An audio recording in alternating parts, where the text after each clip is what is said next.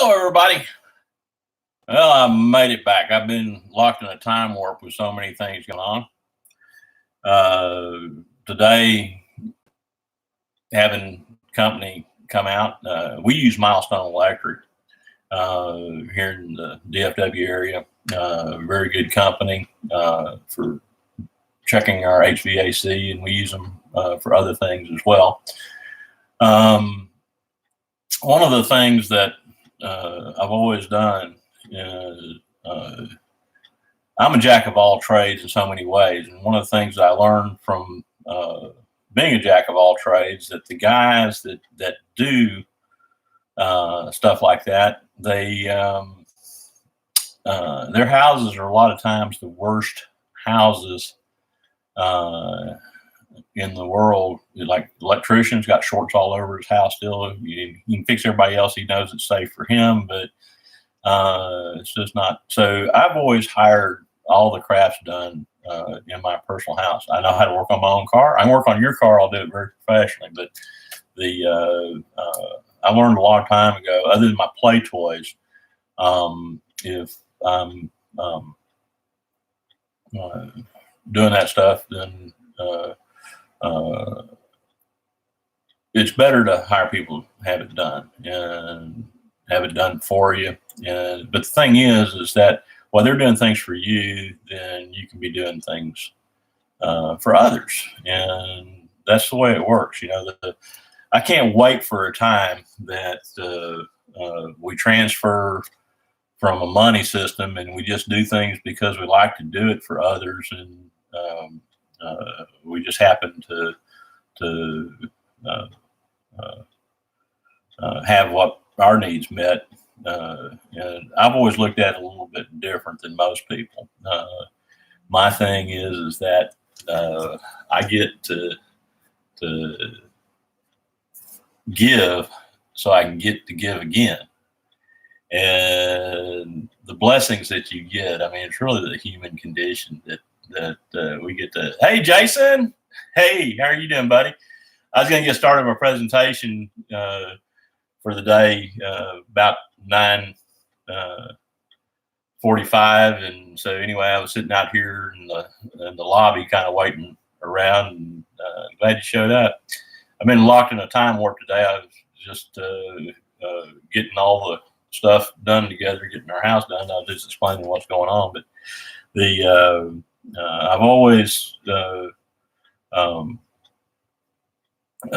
found that just because you can do everything doesn't mean that you do it for yourself. But the other talent to that is when you do it for others, you get it back. So, like I said, I always kind of reverse what most people say. The old saying was that I give so I get to give again. And the flip side of that is getting so you can get to give again. Okay, so it's a mirror, kind of, and it kind of dovetails into what I'll be talking about as far as capacitors and induction sides, and it all leads into so many things. I don't know if you looked at the show notes of all the topics I'm going to be talking today, but yesterday I just rattled off everything, and like I said, I'm not doing the presentation right now at this time. I'm just kind of doing this video for several reasons. One is I haven't been talking in this vein to other people, not because of anything that, you know, most people aren't interested in the type work that I do. I mean, you know, you show me what you got and I'll evaluate it, but it's taken a lot of just plain old hard work to get what I've done.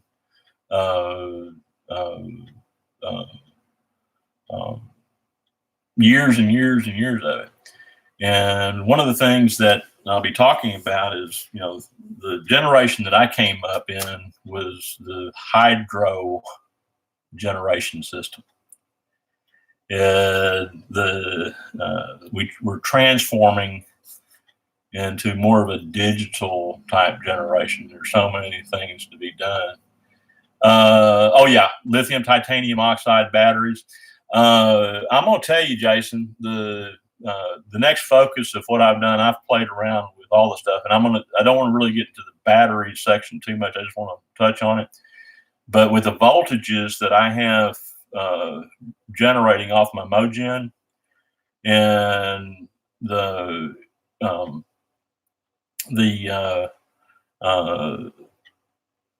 normal type batteries, even with titanium that'll handle the heat, and lithium is so cool too. I mean, there's so many configurations, but I'm leaning more towards to carbon, and the reason why is because when you flip things around and using the battery as a resistor, ultimately when you're doing your parallel circuits, and you'll see what I'm talking about later on, probably about 2 or 3 weeks from now.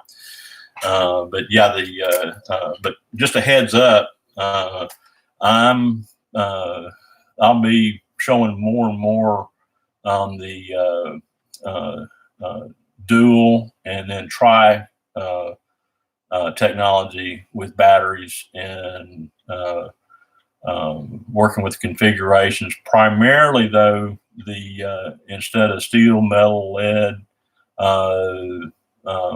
the primary side is going to be carbon, and a whole lot of what I do is in that. But the carbon is going to be the main carrier my battery. I mean, and the thing is, the technology would work with lithium, titanium oxide batteries, but all the different reduxes and stuff with your electrolytes.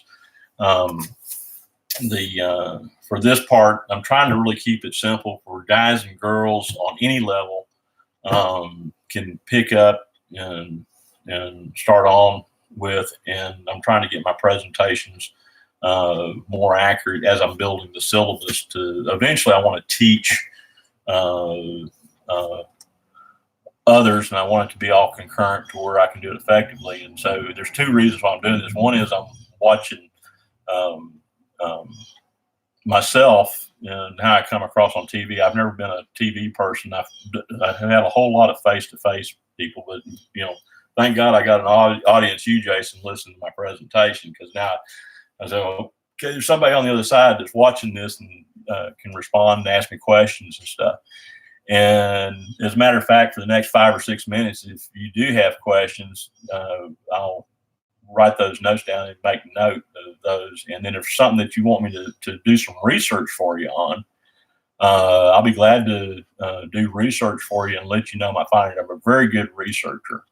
Love doing research, love finding references and to back up what it is. There's always a source. The great thing in this open source society is that you can do that, and so that's I get a kick out of that. So yeah, if there's I want to share the findings of what I've learned in technology, and ultimately I can see that the electric motors in this type of configuration is it's a different way to do it.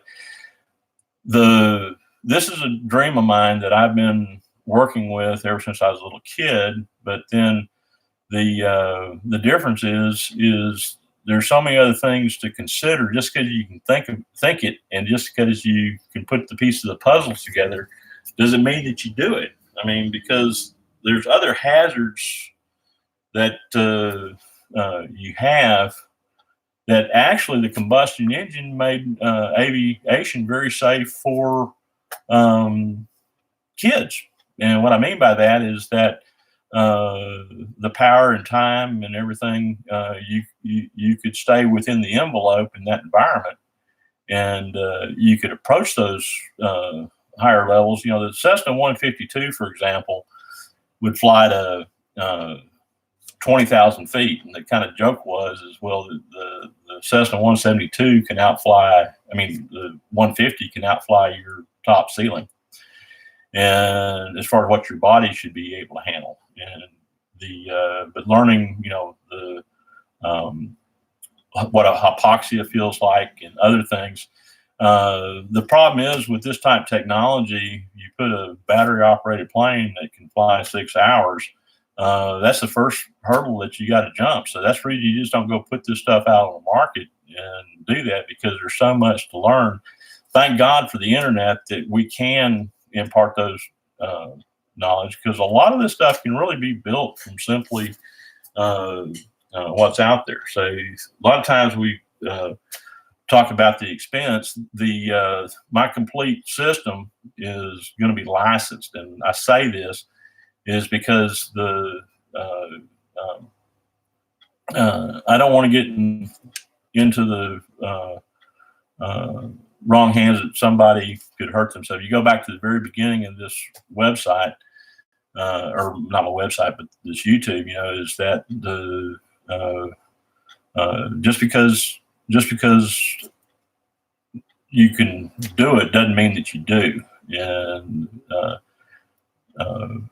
I wouldn't want anybody to get hurt on something that I put together and showed you usually how to do, and you didn't know the other hazards involved with that. So just with an electric airplane, remember, you got 180 horsepower on the ground, and that's going to be 180 horsepower at altitude without a turbocharger or naturally aspirated. Even naturally aspirated airplane, your horsepower goes way down. So as you go higher, your horsepower gets a lot less in a 180 horsepower combustion engine, and that's caused from the pressure.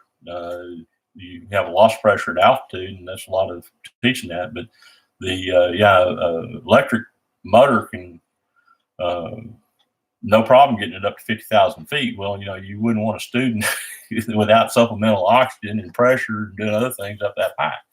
And I've had the privilege of going quite a bit higher than that. You have to be careful. So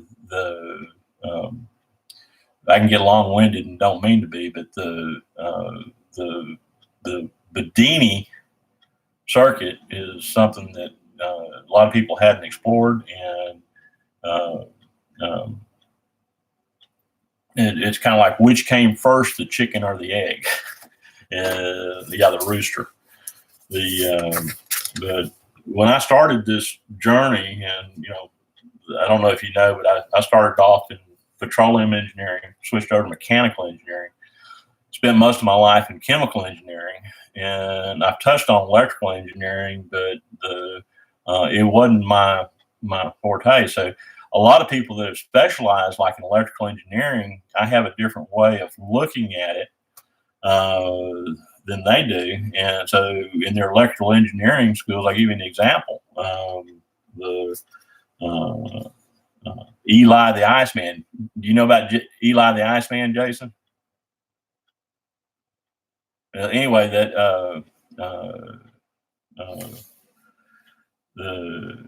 Eli the Iceman is, on the electrical side, I don't know if I was asleep that day, busy doing something else. I worked all my life and stuff, but if I was not paying attention, I missed Eli the Iceman. Well,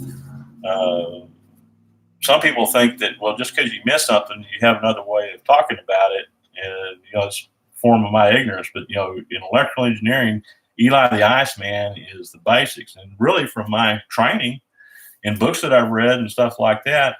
But I don't ever recall. I honestly don't recall seeing Eli the Iceman. And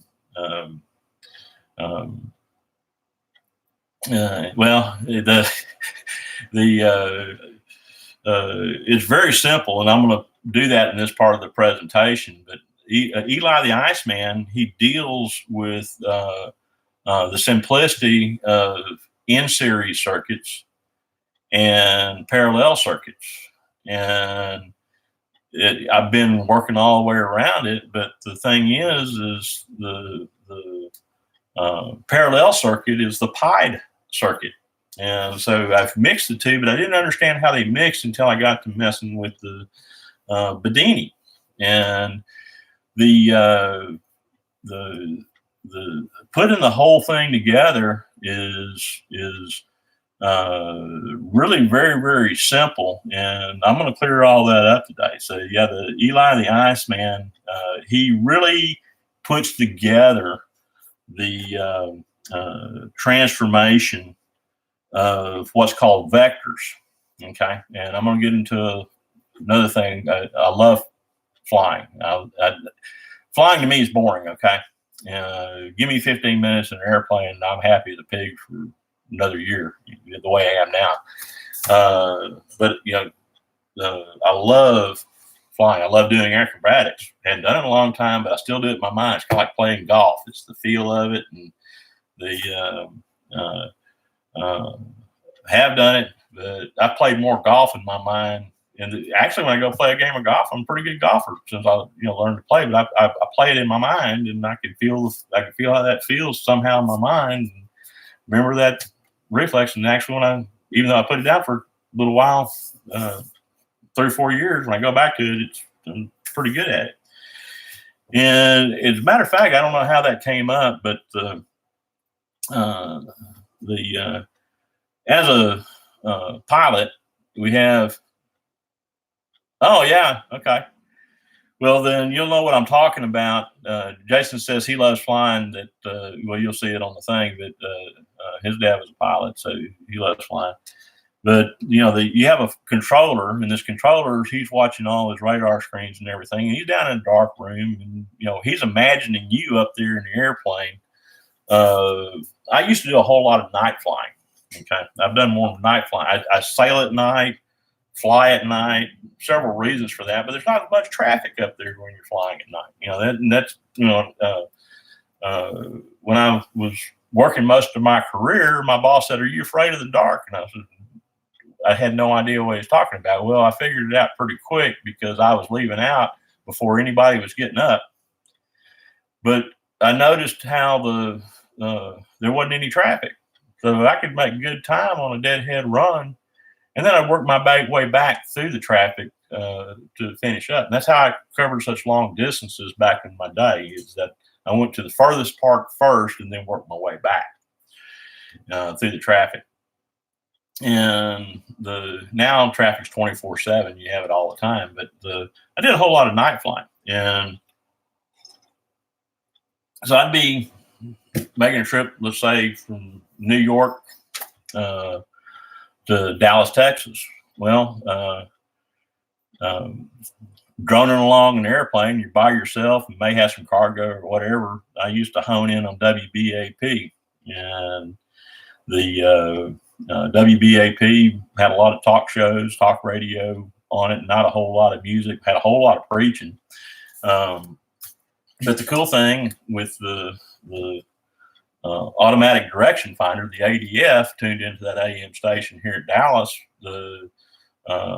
I could fly a course. I learned not just to hone and make an arc to it. I learned how to set up to where I was flying directly at the station.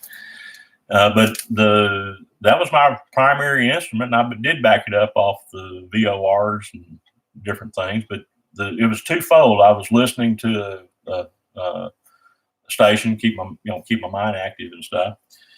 And but if you happen to fly over a restricted area and stuff like that, the controller would come on and he said, "Are you aware you're about to fly into a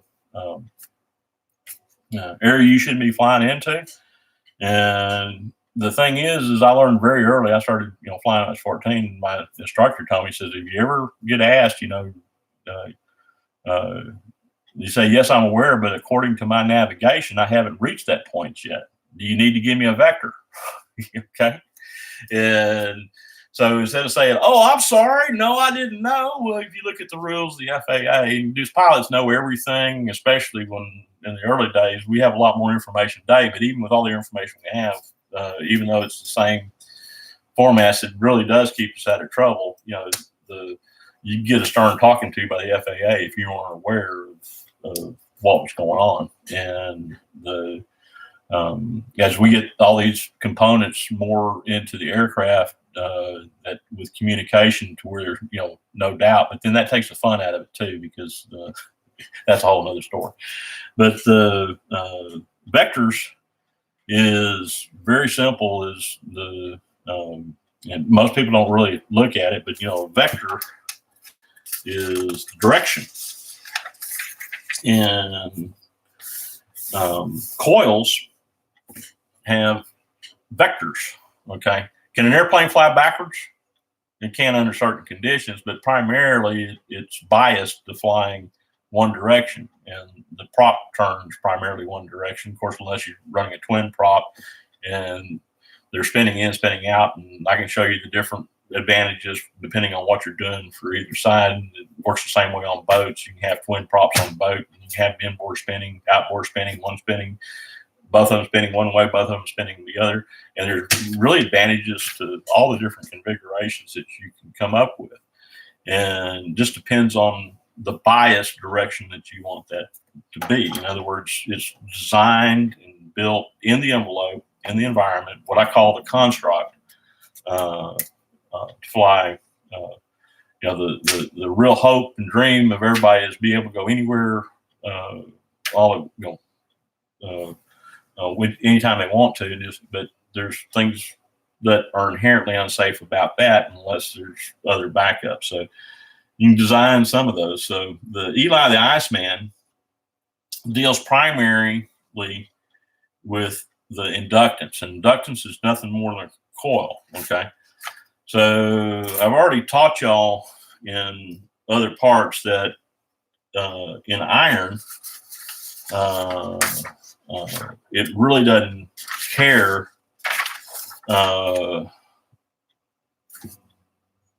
where it's switched in its influence from the coil, okay? So what I'm about to tell you, there are advantages to having it go one way or the other, and the left-hand rule and the right-hand rule and whatever. Main thing is just wind a coil, get a coil wound, whether and you'll find automatically the easiest way to do it. It's easier to turn it back towards you and have it pulling off. It's more of a convenience thing of which way do you wind the coil. And as far as the start and finish, same type things. And then you can work out all the parameters. Main thing is with all technology, it's just wind the coil, okay? And then the inductance thing is really with what we're coming up with, we can teach people to see this better than what's been taught before. And that's a part that I'm really enjoying the opportunity to share. And but inductance in that vector, and basically what you have is you have the vector. Since this is up, we're just going to call it north, and we're going to call this south, okay? And this can swap either way. The only reason we know is this has a pointer on it. And so I just called the south end this end, north end that way. But for flipping that over on the north side, let's just call that the vector direction we want to go since it has a pointer on it, okay? And the blunt end south, okay? Well, then we have a vector behind us, okay? And we have a vector in front of us, okay? And most time on graphs and stuff, they just show you the vector going one way, okay? And a lot of people don't get confused. They get confused of what that compass rose really means. It works just like a compass, okay? And so behind you on the protractor, I hope I can get this point across, but pilots learn real easy that everything works off of vectors, okay? And so half a protractor going this way, you can read the writing, okay? Even though it's the same protractor and only 90 degrees, that's basically what you're worried about is through that. So you can have that to the left or right of you, or you can have that to the bottom, okay? So then within that compass rose, as far as navigation, flip this around to where they're both lined up the same way. There we go. So then, even though these two protractors together don't show it, but that's a basic compass rose of 180 degrees and 180 degrees, okay? And basically what you're looking at going is on a vector one way or the other. Well, what we're talking about on the compass rose as far as vectors, to I know it might have confused you, but I'm just trying to give you an idea where you can work it out, is that the vector from this plane is 90 degrees. And what's really cool about that is when that happens, by running capacitance, okay, and an inductor through a resistor, at that point, there's going to be a 90-degree angle in phase thing happen, okay? And I'm talking about an in-series circuit, okay? And that's the thing that most people miss on the Bedini, because they're basically only experimenting with one battery, and they don't understand, okay, you have your capacitance side and you have your resistance side, okay? Well, how does that work into the mnemonics? And mnemonics is kind of an easy way to remember stuff, of Eli the Iceman. Well, if I can draw this out, I know I had a plan when I started this, but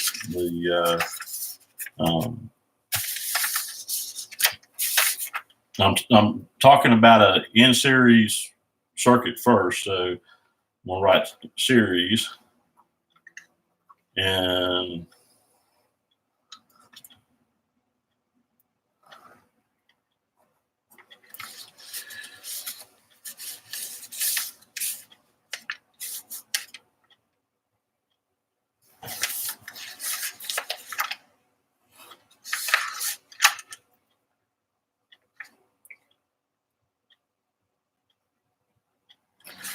I'm drawing an inductor, and I'm drawing a capacitor. And I'm drawing a pulse width signal. In other words, it's DC current, but it's being pulsed, okay? And in a in-series form of that, voltage always follows current, okay, in an inductor, all right? In a capacitor, it's the other way around. The capacitor has the amperage already in it. It's built it up from the voltage, but then at that point, current leads voltage, okay? See the difference? And so that energy that comes off goes on a 90-degree vector.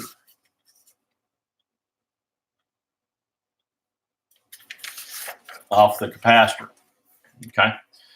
And the Bedini circuit really made that apparent, even though I've, probably been taught formally in school some parts of that, it just didn't really register.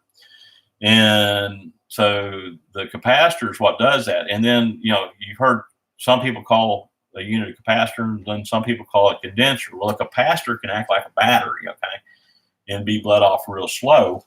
And but a condenser keeps the potential between your point sets to where there's just a little spark happening, but there's a lot of voltage being controlled there. And the capacitance can act like a buffer to balance that equation out, keep your points from getting hot and welding up. And when it comes right down to managing horsepower, because there's 750 watts per horsepower, about. I mean, a little bit less than actually, but for just talking, that's what it is. Okay, so the system that I designed is 10 amps. Okay, so 75 volts is all I need to make 1 horsepower. Okay, 150 volts makes 2 horsepower. And on the reactance that I've discovered on how to do, I can go right on up. Well, now the problem is that the common off-the-shelf stuff can't handle the generation of that. And so I thought I was being cute and learned the phase and dephase where I had the amperage there. Okay, I got the amperage, and it's out of phase. Okay, and I've got the current, and it's out of phase. Okay, And so I can put those things behind me, half a heart, and I can combine them when I want to. And but the combination that actually happens is happening through the resistance. Okay. And so, in other words, when you run that through a ground, like earth ground, and you pick it up from another ground, that potential is resistance, and the energy that's flowing between those two grounds, guess what? That energy is hot voltage. It's in phase. The cool thing about amperage without voltage is the amperage is still there, but it won't hurt you. And the cool thing with voltage, without it being in phase, is cold energy. And so it's recombining energy. So in that form, it's like a neutral. It won't bite you. You're already in that plane, so you're not being hit by large voltages. And so it's not rocket science. It's just stuff that I didn't learn and didn't know. I just thought I was being cute and pulling things out of phase and putting them back together. And then I learned real quick. You just run that through a resistor, and you're back in phase, buddy.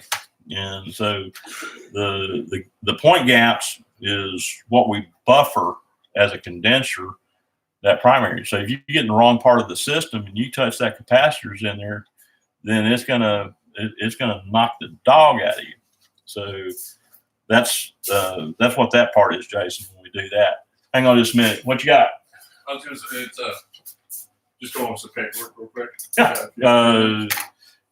Lauren you give that to her. You got everything done okay? Yeah. No problem. There was just a few things that we wanted to discuss about. So, like, it needs new filters for sure because they're all really dirty. Yeah, well, that's because of all the sanding and stuff that's been going on with the housework and stuff. But just go talk to Lauren about it, or. Well, I mean, I already know that part. Okay. The only other thing is, my personal recommendation is, you've got a lot of equipment in this house. Do y'all have whole home surge protection? Not in the format that you have. I have a capacitor set. Okay. That is in there between the mains to bounce it back and forth to keep the surge down. Okay. But no, it's basically set up to run through a 200 amp breaker. Okay.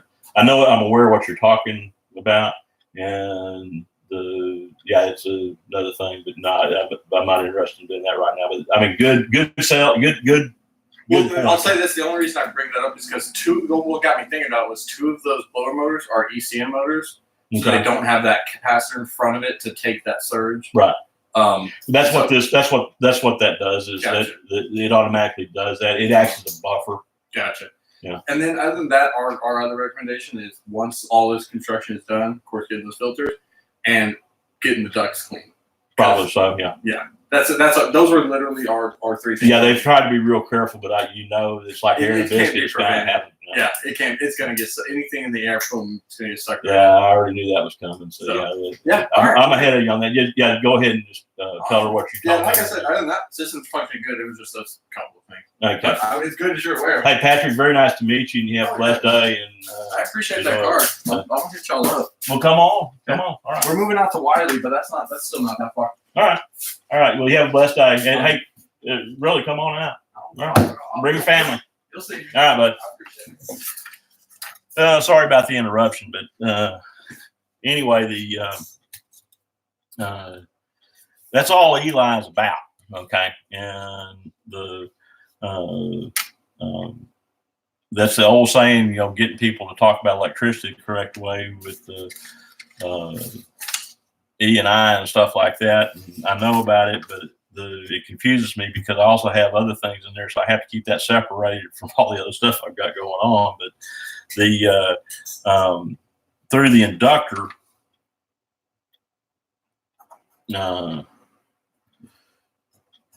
is the I. Okay, so here's your inductor pointing up. Voltage follows current. Okay, and going the other way,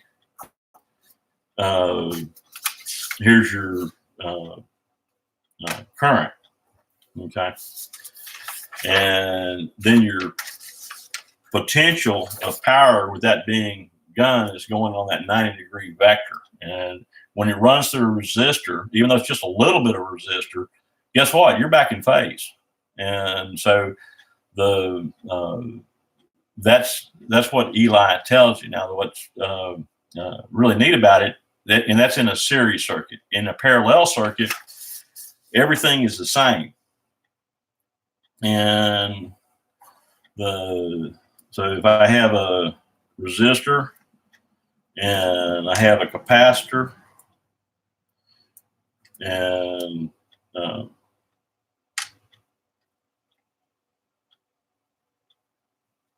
I have my unit going on, then all that is the same. And so it flips that over. It's called being pied.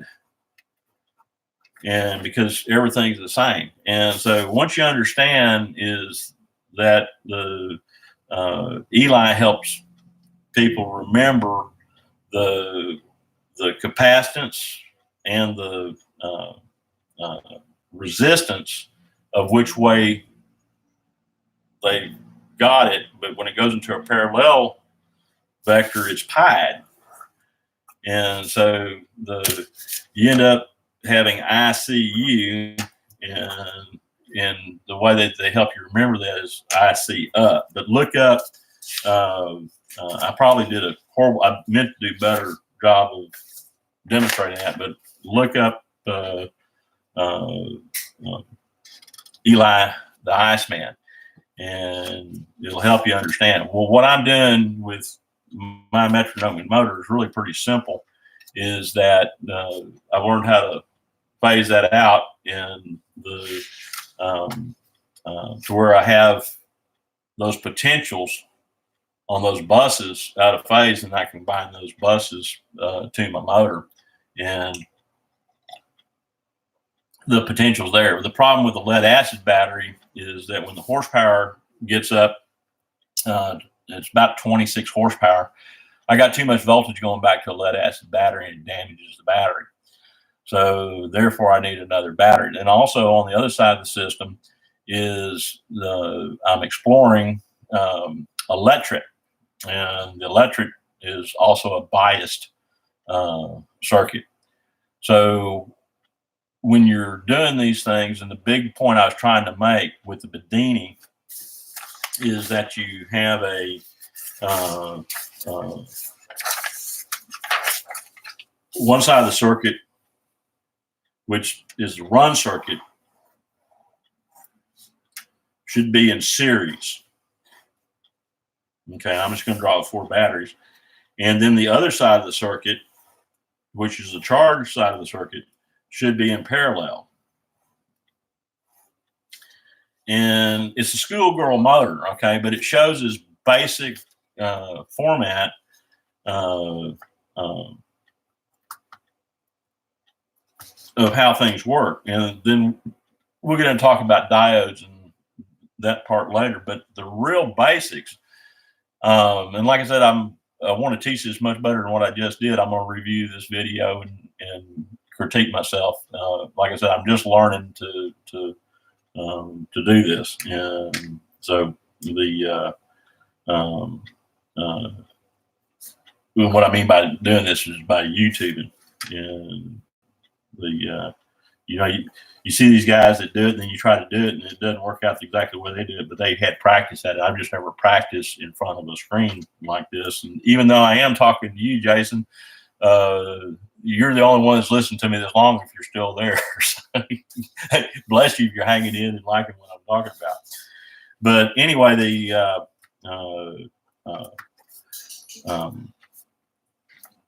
in the plus minus circuit, you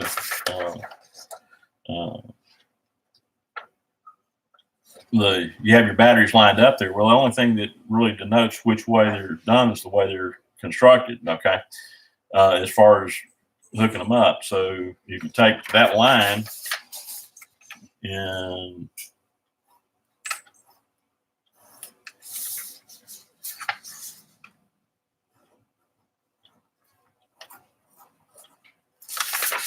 all right, the plus going to plus, plus going to plus, that's a parallel circuit. Okay.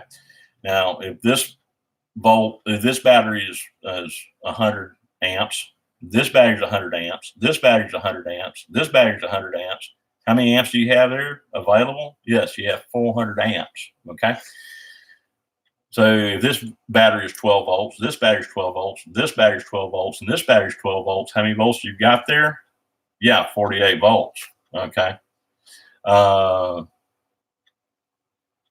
Okay, no problem. I appreciate you spending the time that you're there. If you're working and can't respond back, rewatch this later. But thank you for stopping in with me.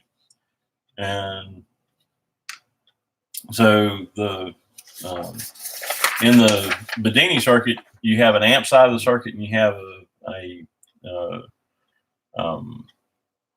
voltage side of the circuit. And the neat thing about it is the last battery, depending on which way the flow is, it could be the first battery, it could be the last battery, but it's going to be the loser first in that series.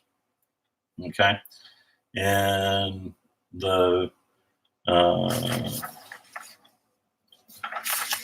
in this case, because of current,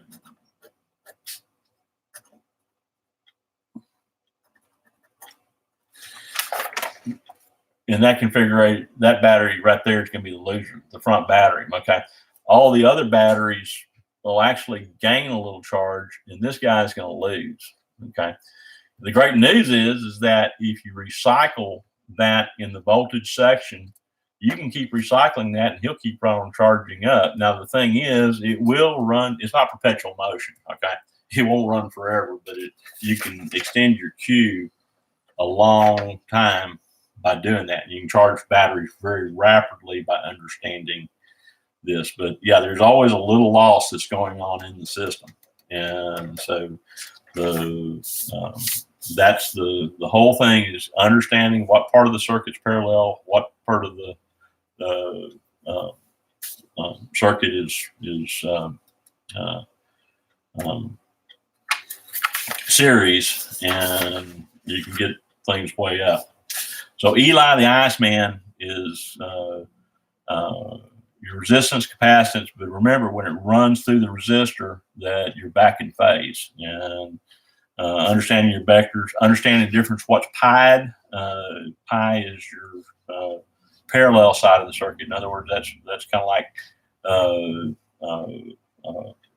understanding that, and it comes up later.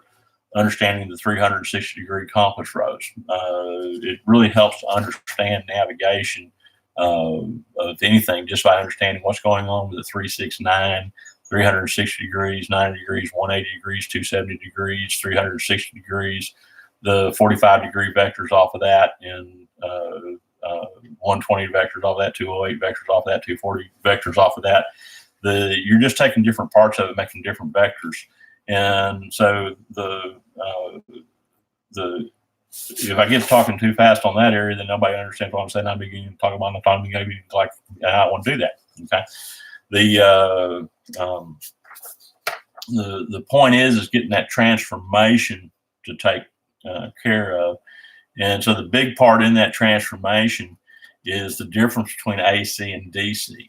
And a true battery, okay, it's direct current coming off there. It's not pulsed. I mean, it's there in series, and it's loaded for bear, and the electricity is primarily moving plus to minus. Okay. Primarily, there's other things going on there that it's kind of surprising when you really look out battery charges and discharges, but it's resistance.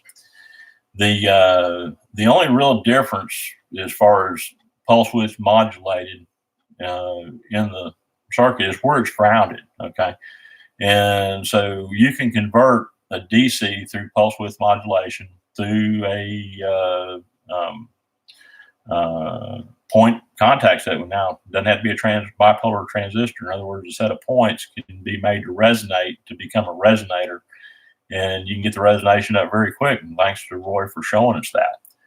Will I still use bipolar transistor in some applications? Sure, but I've always liked the spark gap, but it's gotten me away from commutators too, because now I've got something that's completely different outside the box that I need to experiment with. Okay, hadn't experimented, just run the whole thing on spark gaps, but now I can see how to do it, and where I couldn't see it before, and I didn't understand the phasing.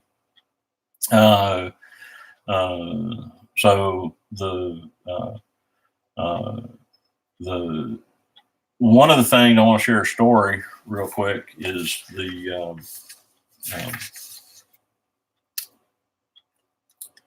racing go-karts. And I started off like anybody else with my little fun cart outside, and loved my go-kart.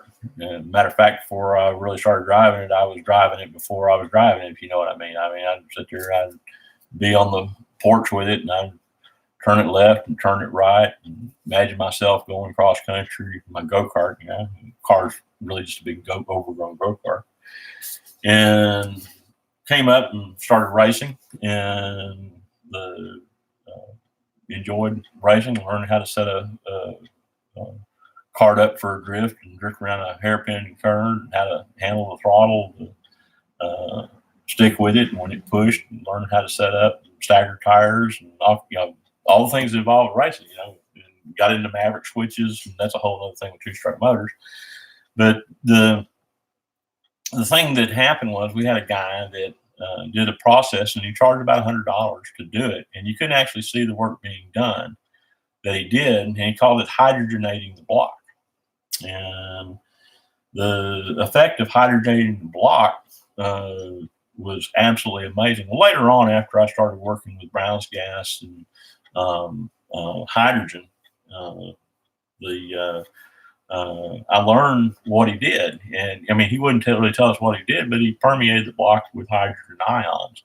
And so he made the engine more biased to prime the nitrogen under vacuum to run better, and it worked. And so there's subtle batteries, if you will, that you can build by knowing these techniques. So, I don't know too many people that could look at a block. I couldn't know if that block is hydrogenated or not. I don't even know the test for sure. I mean, I could come up with one, but I come up with to know if that block was hydrogenated or not. Okay, so I mean, I hadn't really thought that far, but I mean, it's just if it's there, you can detect it. But I mean, I haven't heard of anybody coming up with, oh yeah, you're cheating in your stock class because you've hydrogenated that block. Was it cheating, or just something somebody else didn't know? Okay, the main rule says you couldn't take a file to the stock class. Okay, so if you're running stock and you had a hydrogenated block where you're developing more horsepower than what the stock engine was available, so even though you made that modification, was it still stock? Okay, a lot of this shit goes on. I mean, excuse me, a lot of this stuff goes on in racing that really isn't right. I mean, if it's stock and everybody's set up the same, you shouldn't have any more edge over what I've got. The machines basically should shut up. So little tweaks to cast and camber, weight, those things be understandable. Then it becomes a driver skill and not anything else. So just wanted to point out that yes, you can build a battery right there in plain sight, and nobody really knows to detect that it's there, but it's there. Okay, and so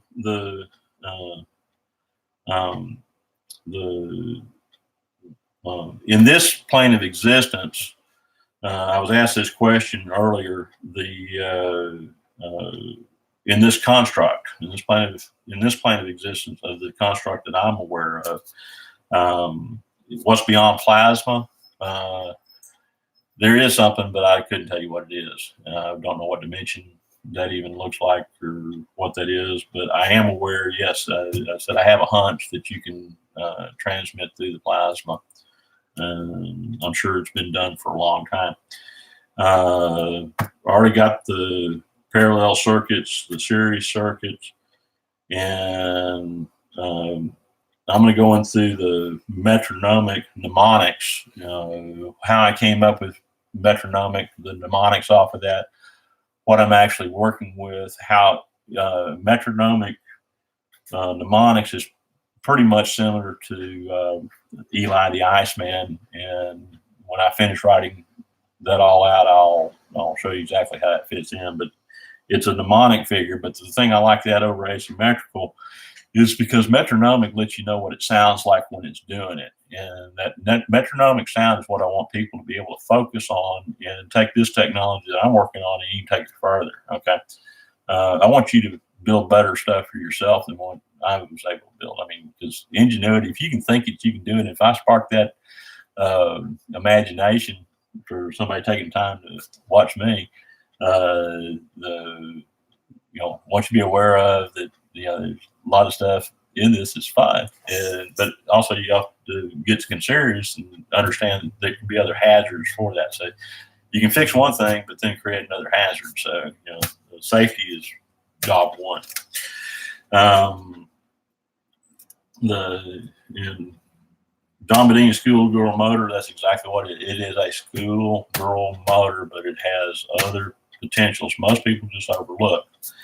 And I want more and more people to get involved with these technologies, doing their own experiments, taking basics in the format. And there was a couple things I needed to walk back and correct. Yesterday when I was watching my video back, I misstated, and I put it right there in the front. I meant to say platinum, and somehow it came out plutonium. When I was listening back, I said, did I just say plutonium? Okay. And I said, it's platinum. Okay. The platinum points. Misstated that. The other thing I misstated is on the hydrogen atom. I was trying to read it backwards, and it wasn't registering because I don't have that memorized anymore. But that's 2, 8, 14, and 2. One of the problems I have is I do work with a lot of vectoring math and stuff. And so just to give you an idea, the simple properties of hydrogen atom with one electron, one proton, and we call it a neutron, right? And drawing out the 5 different dimensions that is on that. Sometimes my brain just doesn't switch back and forth if I've been working in vortex or cone or whatever construct on paper that I'm working with. And so I did hear that. I know there's some other mistakes in there to get that done with, but I do thank you for your time. I do want you to get involved. I do want you to understand better than what I understand about. I know about the acronyms. Eli, I know the correct voltage, current, power, things like that. But my brain right now is working in a different symbol, so those things just aren't coming up. But do study Eli the Iceman. I'm saying the same thing, just a different approach from my experience and doing that, working from in my physical construct. So that happens a lot of times, and so I'll work with a professor. Said, what are you talking about? And sometimes we get jogged. And, well, I may have known that, but I just don't recall it right now at this time. And the great thing is you actually never forget. Okay, sometimes you just don't recall when you want to. I've had that happen, but I've once my memory is jogged, oh yeah, now I remember, and so it may hit me like a flat. Oh yeah, I heard that, but honestly, in my mind, it's kind of like what do they call it when Houston, we've had a problem. Houston, we have a problem. I don't recall what that term's called, but there's people that remember Houston, we've had a problem. Houston, we have a problem. So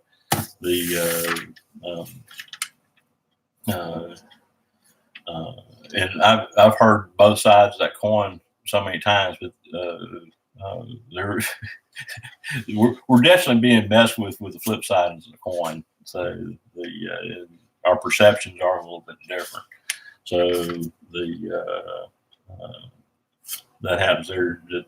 Just remember, we're parallel along each other, and this world is configured to where we go one, we go all. So I love you, and just enjoy the ride and get used to doing your artwork. This is an art form, and just because it's been done commercially for profit and money and things like that doesn't mean that it's not worth doing, because even on the small scale, the smaller you make it, the better it gets, and then sometimes the bigger you make it. Okay, so learning to work on the nano side or learning to work on the macro side, and I've had the privilege of doing both. Okay, and have no idea what's there, but Mandela effect. Thank you, Jason.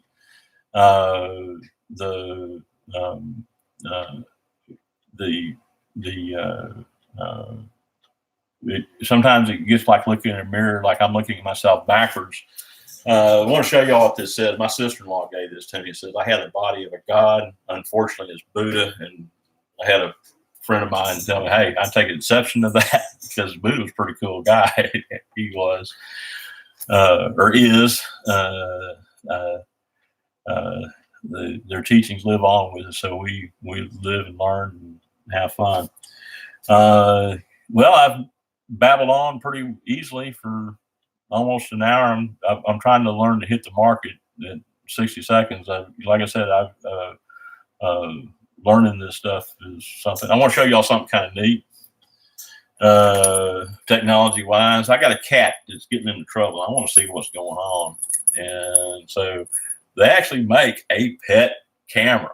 Okay, and so I'm gonna read the instructions and get it charged up and everything. I want to go see what my cat is getting into, because something's going on, and he's evidently given that he's getting to, and I don't want any other body's cat getting hurt, and I don't want my cat hurt, but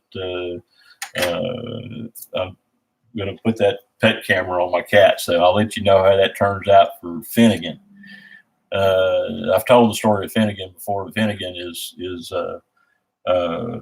his father's name was Finn, and when I saw Finn, when I saw his kitten that he sired, I said, that's Finn again. So a little Irish there, but I thought that was pretty funny. But yeah, I got to find out what Finnegan's getting into, and so I like cats. I like dogs. I'm just lucky that way. I love all animals, respect all animals, even wasps and hornets and spiders and even black widows and water moccasins, alligators. I respect all life, and I'm a carnivore. I still like to eat meat. I still do. One of these days, if I'm gonna figure out how to do that, but I do remember that taste and stuff. Bacon, eggs. Yeah, I do feel like all life, even artificial intelligent life, I feel like it has that imprint of the creator in it, and that creator's got us in his trading ground, and he's teaching us how to live with him. And one of my favorite things that I've learned is that I was created for him, and he created this universe for me, or us, any way you want to look at it. And pretty neat stuff. And so, to live with him and do that is pretty neat. So as I always say, I hope you guys are having fun, because we are, and appreciate everyone out there. Jason, I appreciate you being out there and helping me remember the Mandela effect, and can't wait for the time to talk to you on the telephone and get to know you better. And I didn't watch your videos yet. I got to get caught up on that. I appreciate you taking time on that, and I'll get caught up on that side, just working out this side of the puzzle. So keep at it. Don't give up. See it in your mind's eye, and it'll come to you. So you guys have a blessed day. Thank you, Jason.